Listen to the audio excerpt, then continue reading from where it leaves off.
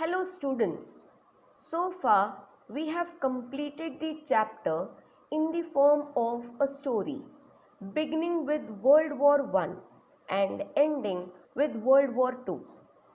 During the journey, we also saw how Hitler rose to power by the middle of World War II and declined by the end of the Second World War.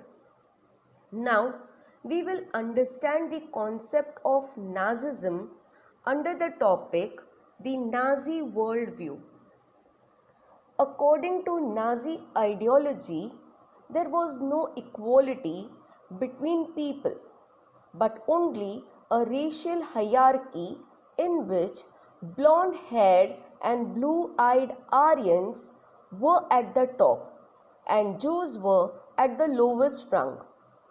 Children, you could say that this concept was somewhat similar to the concept we follow in our country, where we place the Brahmins at the top and the Shudras at the bottom. To justify his theory, he used the names of scientists like Darwin and Herbert Spencer. As you know, Darwin gave us the concept of evolution and Herbert Spencer gave the theory that only those species that could adapt themselves survived on Earth. Both these scientists never recommended human intervention. The Nazis argumented that as the Aryan race was the finest, it was supposed to become stronger and dominate the world. The other aspect of Hitler's ideology was the concept of Lebensraum. This theory believed in expanding the area of mother country by acquiring new territories to enhance the settlement of his people. It was of the opinion that this would enable people to have intimate link with the place of their origin and will get the country material resources and power. Establishment of racial state.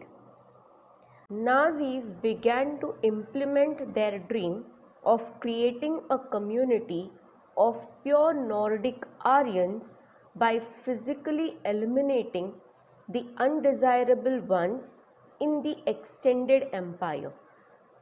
The Jews, Gypsies, Blacks, the Russians, and the Poles, all of them were punished and treated cruelly.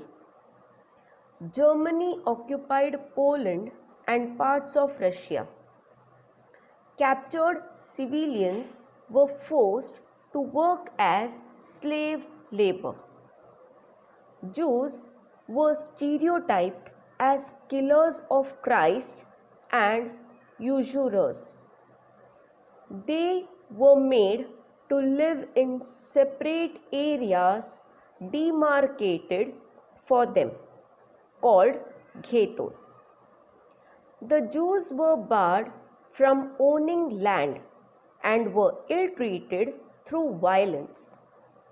From 1933 to 1938, Jews were compelled to leave the country through different means of terror and segregation. The racial utopia. Nazis realized their murderous racial ideal. Genocide, that is mass killing, and war became two sides of same coin. Germany occupied Poland in 1939. Poles were forced to leave their homes and properties behind. Poland was divided into two parts. One part was to be occupied by ethnic Germans. The other part of Poland was called general government, where the Poles were allowed to stay. This area of general government also became the destination of all undesirables of the empire.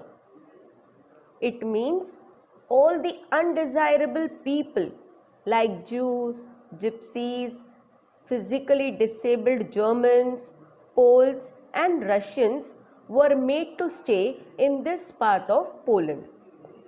It also served as killing fields, means gas chambers used for mass killing was made in this part of Poland and used to kill undesirable people. Members of Polish intelligentsia were murdered to oppose those people who critically think and reflect the reality of society. Polish children who looked like Aryans were forcibly snatched from their mothers. If they passed the race test, they were raised by German families, and if not, they were deposited in the orphanages where most died.